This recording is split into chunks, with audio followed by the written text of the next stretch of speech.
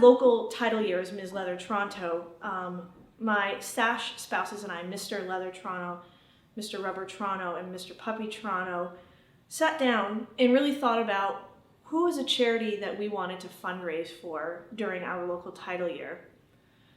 And when we thought about it, we realized that living here in Toronto is such a multicultural city that we get to meet people from all over the world. And among those people we had met, some of us had met individuals who arrived here in Canada fleeing situations in their home country where they were in danger simply because they were living authentic lives as lesbians. Right now, there are several active cases of people needing to be moved fairly quickly. 3 gay men in Jamaica are on the run, a lesbian couple in the Caribbean is receiving death threats, and another lesbian activist in the Caribbean is hiding because of death threats. There's also a gay man in Uganda being extorted and threatened with death. All of these cases are very active. Please go to rainbowrailroad.ca now to find out how you can help. To express ourselves and to live our authentic lives. But we also understand to some degree what it means to be misunderstood, to be judged, to sometimes be reviled, and to face legal consequences or social consequences for simply trying to be our authentic selves. And so whether you are part of the leather community, the drag community, the queer community, the feminist community, the straight community, whatever community, I invite you to join me in supporting Rainbow Railroad because we are each other's keepers. And together, we can save LGBT lives.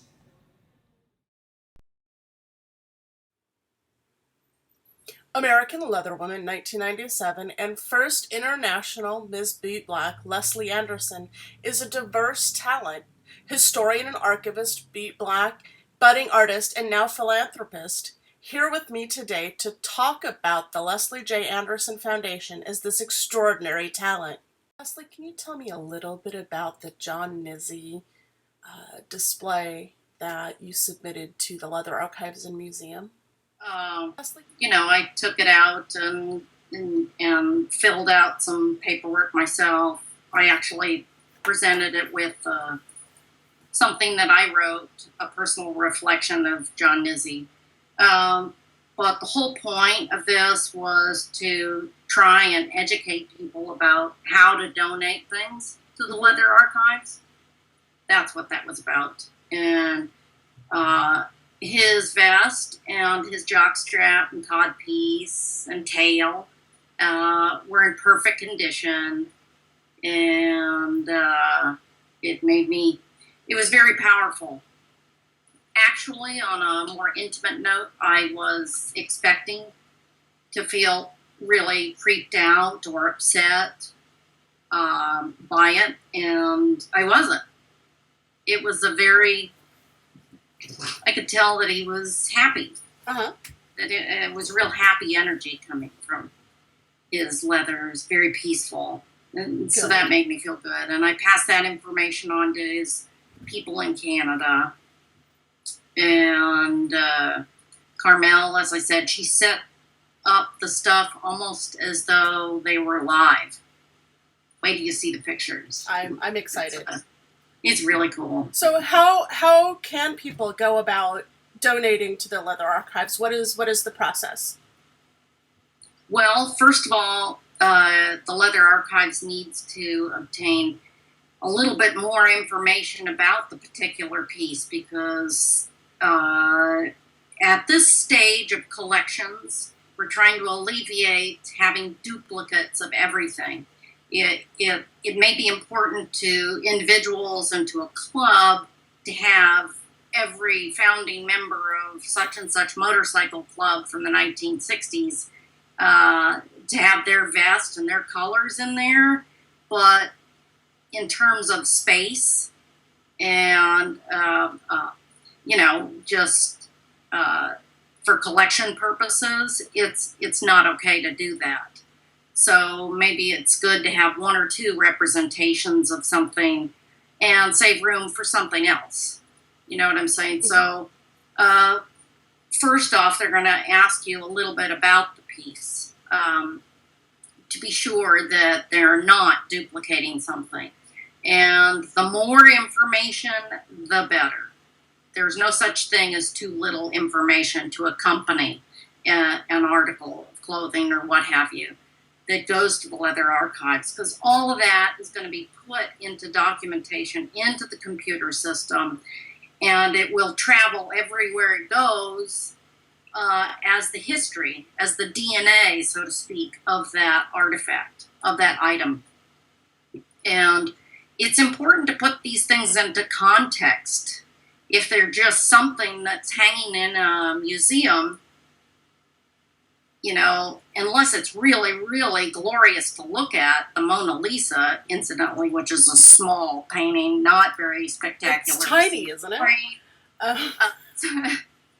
But unless it's something like that, it's not going to stick in your memory.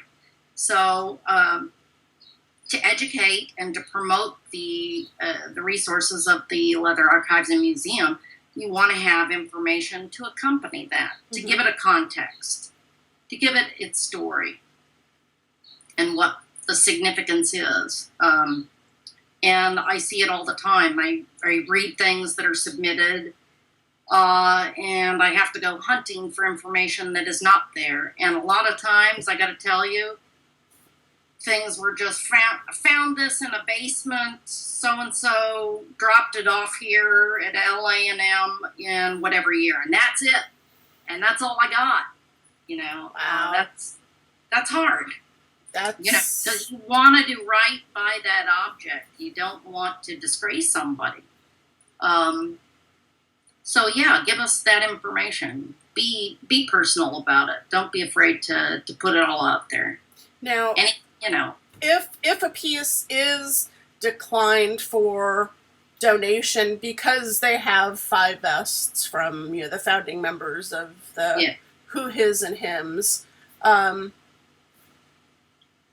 know there are other leather archival places out there that can use those, like the one foundation at USC, and there's others all across the country. There's a couple in Dallas. There's 1 or 2 in San Francisco. So there's a lot of places, and in some instances, like some things from the Leather Archives and Museum have been put on loan with the Chicago History Museum for the history of. So it's I mean, don't be stumped with, oh, there's no place for it at LA&M. Well, that might be the current circumstance. It's not the end of the earth, you know.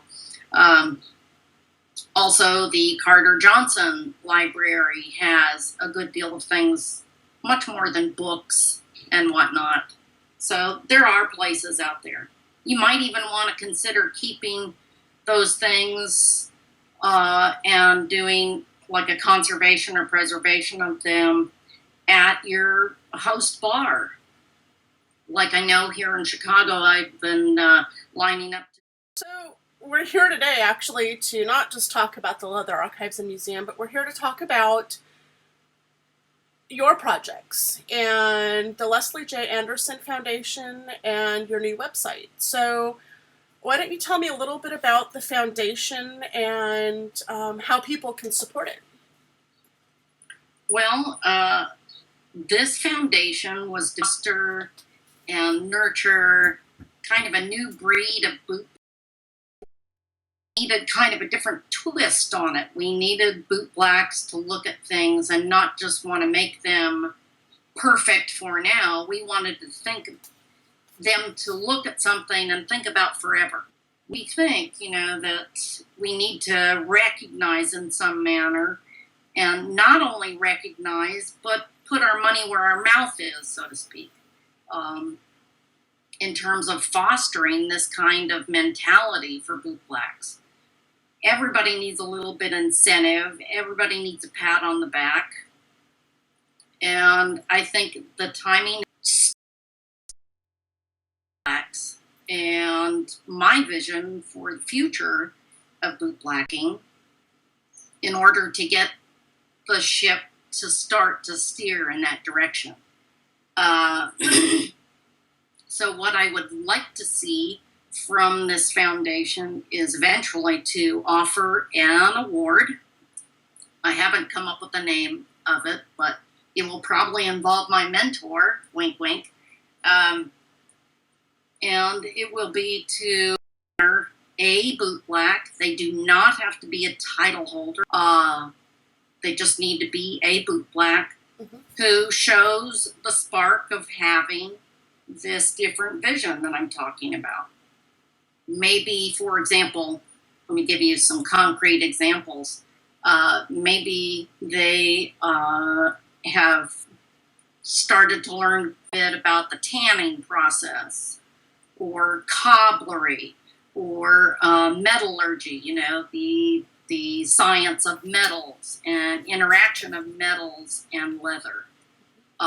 Maybe they're into conservation of textiles, for example. All of these things are on your vest right there. There's a couple of examples of metals. Have some, you know, embroidery, a great deal of them. Yes. All kinds of different materials that go into our history. Beginning, I'd like them to identify as a bootblack, but they don't have to be a professional bootblack. They don't have to be somebody who publicly does it, you know. But they have to be a bootblack that thinks outside of the box, is a renegade, so to speak. Okay. And so these people, obviously, if they don't have to be professionals, they don't have to be title holders either? Absolutely not. Don't want to foster this mentality that you have to compete and win a title in order to think outside of the box, to think of the future, or to have a vision. There are so many great things that happen on micro levels in communities in the corners of, you know, Timbuktu that if somebody's got a great idea, they've got a great idea, you know? Yeah. It will be award. The award will be given out once a year. Our first fundraising effort in the name of, and the recipient of those monies was the new International Mr. Bootblack, Bam Bam. And it was $500.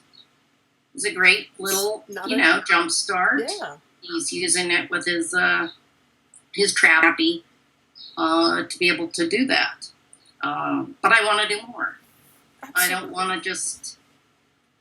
I want to take things to places that they've just never been. I just want to push this envelope. How can folks help this cause, the foundation? How can they help you? How can they help you raise funds? How can they donate? They can through my website. They can buy my T-shirts. I have a number of designs of T-shirts, and a good portion of the sales will go directly into my foundation. Hold fundraisers that you will see are in the name of my foundation. On my birthday, my T-shirts are going to be sold at a discount. You can get all 3 of my T-shirt designs for $45 on my birthday only. So stay tuned. And when is your birthday? Yeah. Okay, so you've been talking about this website throughout this whole interview. You've been talking.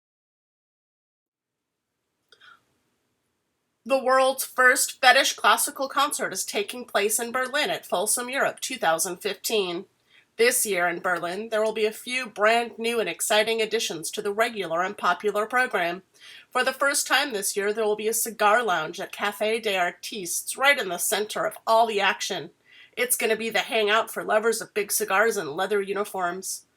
There will also be something particularly unique and extraordinary taking place internationally for the first time ever.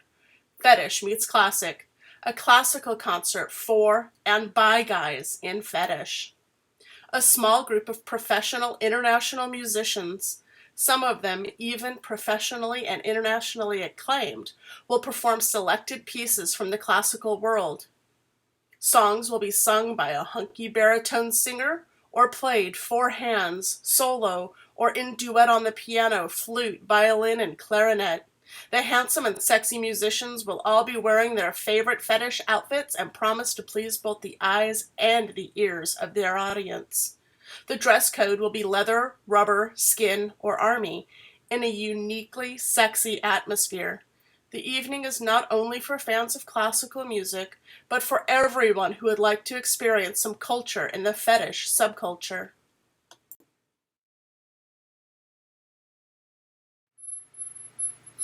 Good evening, and thank you for joining me tonight, Judy. I am with Judy Guerin of the NCSF, and she is here to tell us a little bit about the Ally Project and NCSF and what they do for us. Thank you for joining me, Judy. Thank you for having us. First of all, the National Coalition for Sexual Freedom is the only national organization dedicated to working on the rights of kinksters like us. And that includes people who practice BDSM, polyamory, swinging, fetishism, cross-dressing. And the reason we're focused on this is because nobody else is working on these issues. One of the most important projects of NCSF is the Consent Counts Project, which I direct for NCSF. And I've been working on sexual freedom and gender expression issues for about 30 years and have dedicated myself since 1997 to working on advancing sexual freedom issues, which has been primarily through the National Coalition for Sexual Freedom. So to tell you a little bit about what the Consent Counts Project is consent is not a defense in any jurisdiction, any appellate court in the United States. And that's been true since the 1960s. So I'm going to give you just a very brief overview of where we're at legally and why this project is important. So in the 1960s, both homosexuality and BDSM were automatic mental illnesses as defined by the American Psychiatric Association in their DSM criteria. In 1970s, the DSM criteria was modified so that homosexuality was removed. This was the launching pad for the LGBTQ movement in the United States. And it wasn't until this happened that they were really able to advance politically. In 1994, we had a number of brave individuals who were psychiatrists and psychologists in the BDSM community who challenged the DSM criteria that made us automatically mentally ill. And in 1994, there was a significant change in the DSM criteria, which said, we're no longer mentally ill, but we can be sometimes, depending on these different criteria. And while that was a significant advance, and I don't think NCSF could have even formed prior to that, because we formed in 1997, it wasn't enough.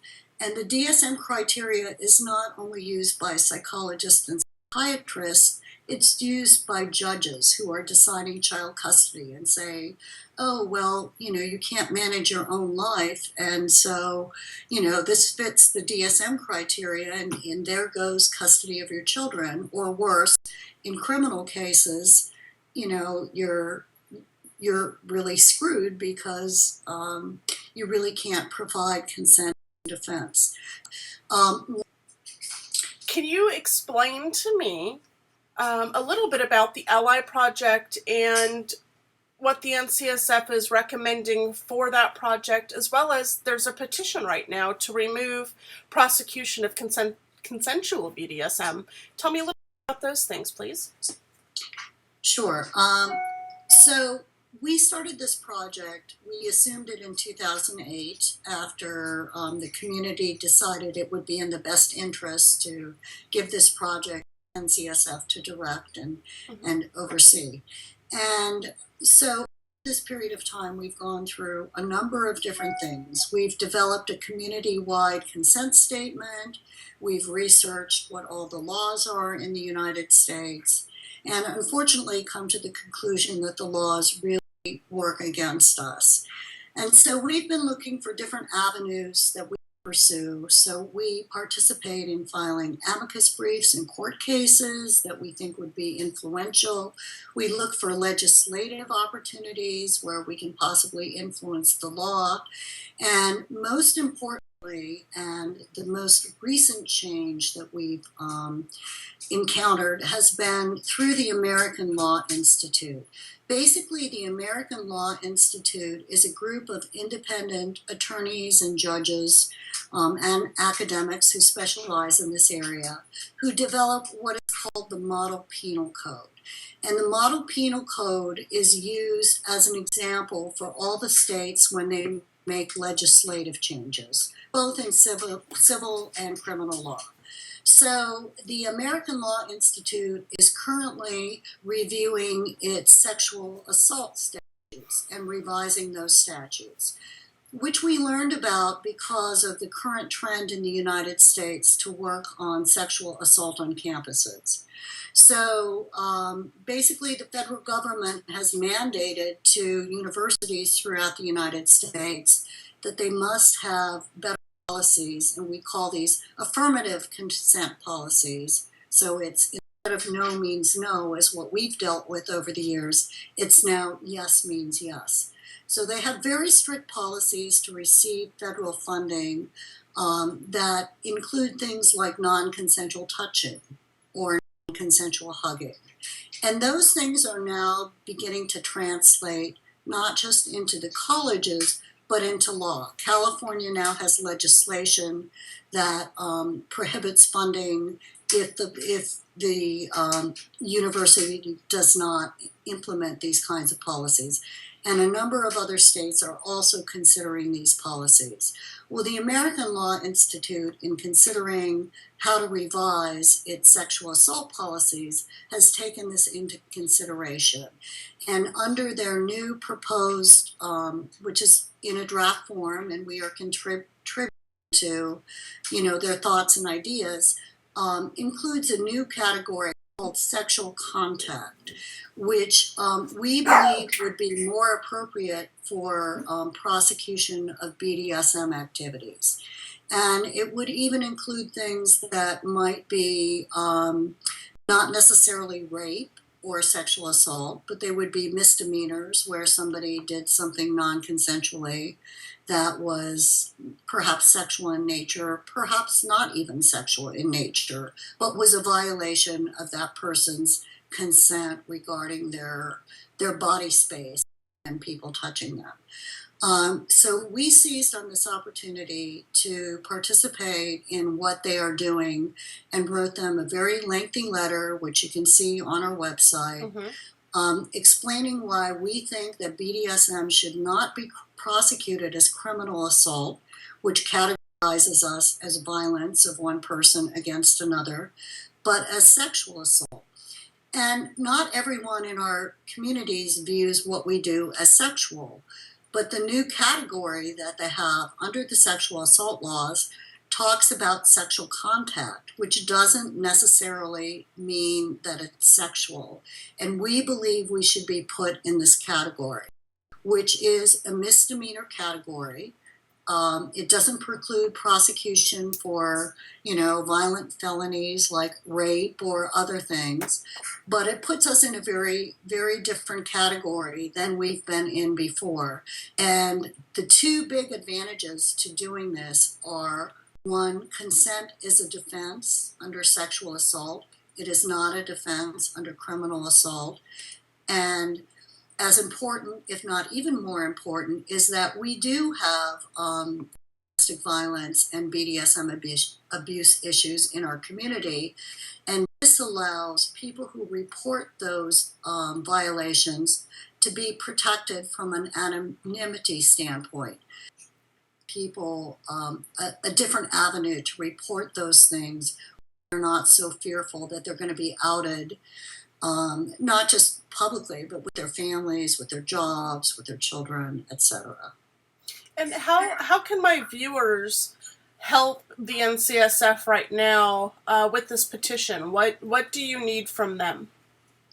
Well, we are working with the American Law Institute on our recommendations. We have a petition on our website, www.ncsfreedom.org, and we are asking people to sign this petition, which we plan to present to the American Law Institute in September in advance of their next meeting in October to review these issues, stating how much people support this and why it's important to them. And this would allow people.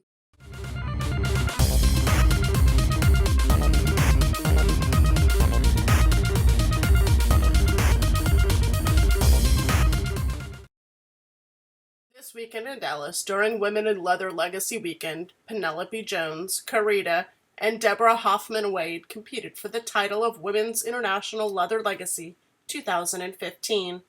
The title exists to capture women's leather history, serving their year, interviewing women willing to be interviewed, and preparing those interviews for the Women's Leather History Project at the Leather Archives and Museum. Saturday night, after interviews, auctions, and presentations had been made, cash was presented to each of the former wills, with the exception of one of the angels who was unable to make it to the event, and then to the 2015 Women in Leather Legacy, Penelope Jones. Penelope will join us in the next week or so. She's just trying to get her feet under her as she assumes her responsibilities, but did want to extend her thanks to a few people through a Facebook conversation she made with me. She said she wanted to thank Linda Bootpig Hall, Michelle Sigler, Tracy Hunt, Lynn and Deb Starnes, Kitty and Joni from Paddle Your Drawers, as well as Sir Bill. He was the reason she ran. Tulsa Girls of Leather, House of Phoenix, Gail and Slave Courtney, Tony Mays, Betty Crocker, one of my favorites, Lady Faye, Blaine and Parker, Ian and Jerry, and all of the judges and staff, Jody the contestant liaison also. She thinks that covers everyone that either came specifically to support her or those that helped her along the way. She sends her hugs and kisses and says she just needs a moment to cry and be overly emotional. She'll be better tomorrow. We'll be right back. Rockabella Hart competed last Saturday at the Central Canada Olympus Leather Contest against herself. Judges were Bad Schoolgirl, Ottawa Bondage, Shade Nix, Zelda Marshall, with Cece, the chair of the LLC, as head judge. After the scores were tallied, Rockabella was named Miss Central Canada Olympus Leather 2015. Congratulations, Rockabella Hart. I can't wait to meet you. International Miss Leather is preparing for its biggest and best year yet. This year, they are adding several key volunteer staff positions: Co-Chief Technology Officer, Education Co-Coordinator, Seduction Manager, Brunch Manager, Silent Auction Coordinator, Vendor Coordinator, and they are offering 3 staff liaison positions for people of color, trans women, and those that are under 35. To apply for any of these positions, go to imsl.org and select Staff Positions from the home menu. There you may review the job descriptions and fill out the application. Think you have what it takes? Do you want to be Mr. Sacramento Bolt 2016? They are now accepting applications at sacbolt.com. Think the Mr. Wisconsin Leather Weekend events are coming together August 21st through 23rd, and they look hot. Events kick off on Friday with a special fireside chat with adult performers Dirk Kaber and Jesse Jackman discussing their experiences being prominent gay couple in social media. This will be followed by the Mr. Wisconsin Leather 2016 gear and sports-themed kickoff party at Woof's. Also, the week of the 21st is the West Coast Olympus Leather Contest, back for the first time in 7 years. The 2015 contest will be in beautiful San Diego, California. The weekend will include a hornblower crews, classes, vendors, cocktails, and of course the West Coast Olympus contest, including the step down by this year's Mr. International Olympus Leather 2015, Dave Fonts. Tickets are available at westcoastolympus.com now.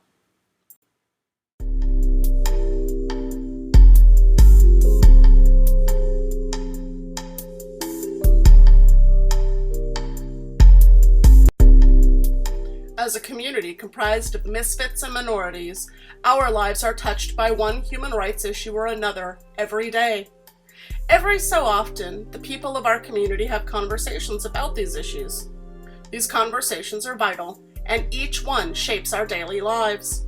When groups fight for human rights, tempers are going to flare, and inevitably, there's one or more group that will shout louder and longer. That is, after all, how fights are won. Changes do not always happen quickly. Most often they are not quiet. Some of the time there is ugliness, and most definitely someone will think the change isn't what they envisioned. Almost always someone loses something in the fight. As it is in every political fight, compromise is key. We must lift one another in our wholeness. Dividing ourselves because of color, sexuality, or gender pronouns only serves to weaken this community. Our groups must remember to rationally discuss their needs, wants, and desires, or what they feel to be their rights, when presenting their grievances. No single group or even individual should be excluded for the betterment of another. For the last 4 decades, the LGBT community as a whole has survived and succeeded in innumerable fights, riots, and conversations between law enforcement, governments, and each other to find solutions and make enormous advances. Each group fighting in their own way. The internet has hastened this experience, allowing us to speak without thinking, expediting the ability to gather and march, to make moves without stewing in our own juices. Those who wish to contribute may now flip a switch and hit enter without taking the time previous leaders used to consider the overall consequences to each and every action. As we see the pendulum flip towards the radical right, we must remember that despite these injustices that are happening every day in each segment of our community, we must remain whole. We must strengthen our resolve and stop to consider for just a moment that this is a community built to lift one another. When we fight amongst ourselves in a manner which begins to tear down any event or organization, it weakens the leaders of that organization or event. It undermines the very foundation that so many have fought and even died for. This type of behavior weakens the structure of an organization's political strength. Leather has never been easy. Being comprised of sexual deviants, the leather community has always been the subject of controversy. Despite who we like or who we feel might be the party in the right, an informed decision and any truly affirmative action requires information and input from all sides. I don't like conflict, but I do admire that even in its messy nastiness, in my community, this dysfunctional family does something that my biological family never did. They talk, they fight, and at the end of the day, we come together better for it. Thank you for listening. I would like to thank tonight's guests, Leslie Anderson and Judy Guerin, for joining me and sharing their stories. Please support both the Leslie Anderson Foundation and the NCSF's Ally Project. We will have links to each of their sites and the NCSF's petition on change.org on our site following this broadcast. If you have a story or event that you would like us to cover, if you are interested in advertising, or would like to know more about how you can support Weekend Leather, please contact me at webmaster@theleatherjournal.com. Please join me next week when I will be joined by the new Will, Penelope Jones. Until then, I wish you the best. Good night.